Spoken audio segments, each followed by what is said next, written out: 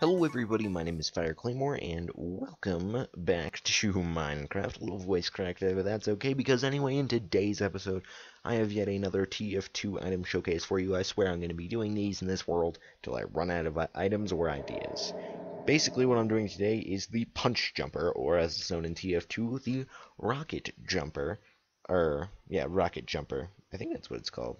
It's Sticky Jumper um, for the demo man. Now, I've done a video on this before, and Jesus, another voice crack. I have done a video on this before, but this is an improved version because instead of using creepers and basically making it this system to where it can only be used by a certain person holding a certain item. So you can see I have a Punch 5 bow in my inventory, and that's pretty much most of it.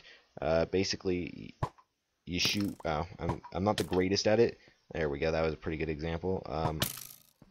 You can basically shoot yourself really quickly. You can also do it if you're.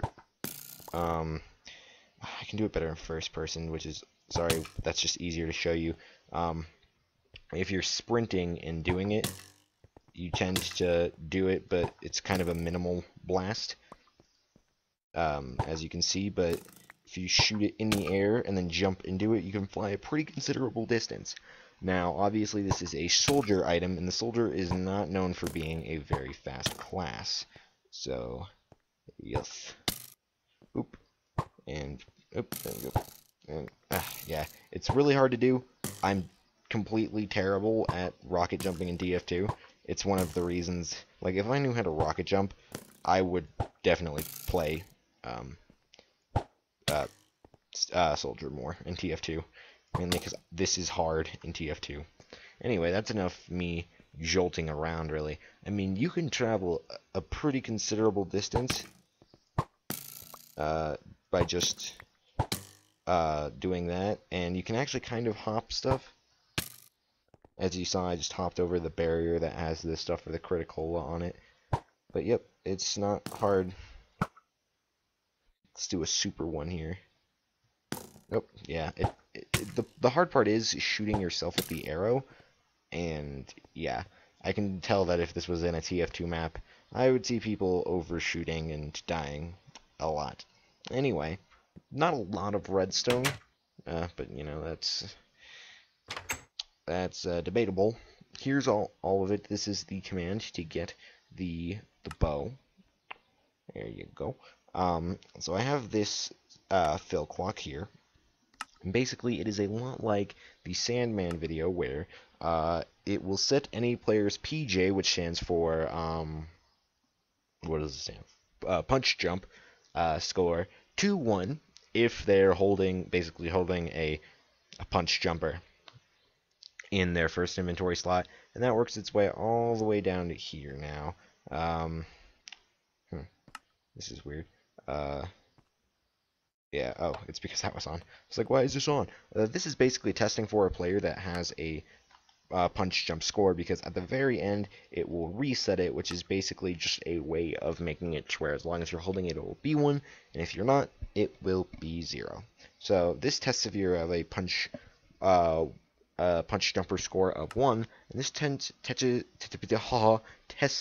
if you have a punch jumper score of a punch jumper arrow score of at least 1. This is a, let me just do scoreboard, objectives, list.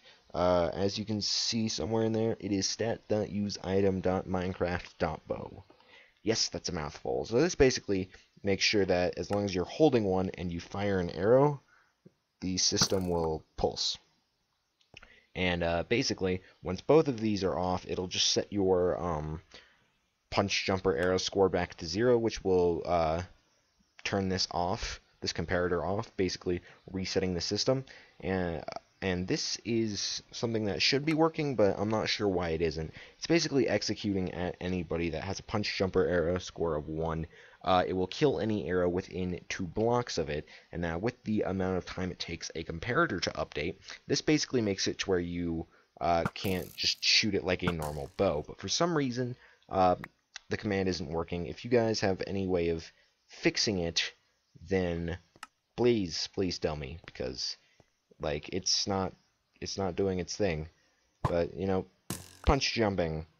Because, like I said, this is one of the best ways to make the soldier class more mobile in Team Fortress 2. But it also works here. You could, considering that I do have my other method of doing this, my other rocket jumping method. Oh, that was a great one.